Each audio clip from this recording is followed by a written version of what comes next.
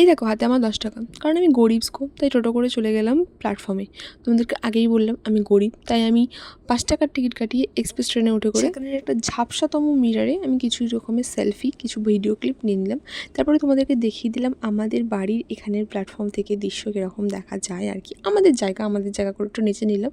তারপরে চলে এসেছিলাম, যেহেতু আমি বললাম আমি গরিব, তাই জন্য আমি চলেছিলাম কনসেশনের ফর্ম তুলতে, কারণ টিকিট প্রতিদিন কাটার থেকে কনসেশনের ফর্ম তুললে আমার পুরো বিনা পয়সায় হবে, তো সেটা আমার বেটার।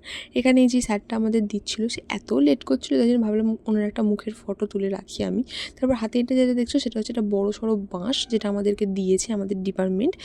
এটা হচ্ছে একটা সার্ভে করার জন্য একটা পুরো লিস্ট, পুরো কোশ্চেনের ব্যান্ড ধরিয়ে দিয়েছে আমাদেরকে, যেটা আমার যেটা ভাগ্যে পড়েছিল সেটা হচ্ছে টোটোওয়ালাকে গিয়ে তারা অনেক কিছু কোশ্চেন করতে হবে, সেটা আমি কী করে করবো, আর কী করে টোটোওয়ালা আমাকে উত্তর দেবে, আদৌ কি দেবে কি না, সেসব দেখতে হলে বড় ব্লগ হয়তো আসছে। আর এই যে এইভাবে ল্যাথ খেতে বাড়ি চলে এলাম।